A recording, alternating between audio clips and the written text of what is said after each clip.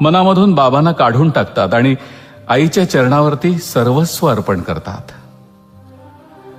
बाबांपासून 4 हात लांबच राहतात. मुलं आईचं गाणं गातात, मुलं आईवर कविता करतात. कोणतंच मूल बाबाला दुधावरची साय म्हणत नाही, लंगड्याचा पाय म्हणत नाही, वासराची गाय म्हणत नाही.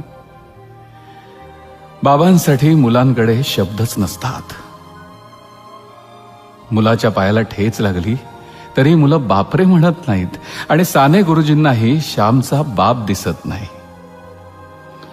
आई घरात असली की कसं घर भरल्यासारखं वाटतं. बाबा घरात असले की मात्र स्मशान शांतता.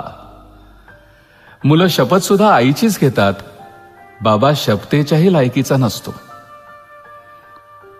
बाबा असतो केवळ मुलांच्या नावाच्या आणि आडनावाच्या मध्ये, नावापुरता. मुलं विठोबाला माऊली म्हणतात, धरणीला माय म्हणतात आणि देशाला माता म्हणतात. बाबा मात्र धरणीतून, देशातून आणि मुलांच्या मनातून केव्हाच झालेला असतो, हद्दपार. बाबा असतो कठोर, काळीज नसलेला, निर्दयी, मारकुटा. बाबा असतो मुलांच्या स्वप्नात येणारा बागुलबुवा. बाबा म्हणजे केवळ रुपये पैसे कमवण्याचं यंत्र. तेवढं काम त्यानं केलं की त्याचं कर्तृत्व संपलं.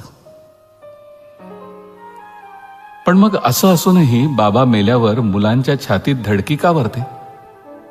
का ओघळतो मुलांच्या डोळ्यातून पाऊस? का वाटतं मुलांना पायाखालची जमीन सरकल्यासारखी? का वाटतं मुलांना की आपण बेसहारा झालोय म्हणून? का हंबरतात मुलं बाबा मेल्यावर? का मुलं घाबरतात बाबा गेल्यावर? कथा, कादंबऱ्या आणि कवितेत कधीही नसलेला हा पत्थरदिल बाबा प्रत्यक्षात जेव्हा नसलेला होतो तेव्हा का वाटतं मुलांना की डोळे मिटून जी प्रेम करते तिला प्रेयसी म्हणतात, डोळे उघडे ठेवून जी प्रेम करते तिला मैत्री म्हणतात, डोळे वटारून जी प्रेम करते तिला पत्नी म्हणतात आणि स्वतःचे डोळे मिटेपर्यंत जी प्रेम करते तिला आई म्हणतात.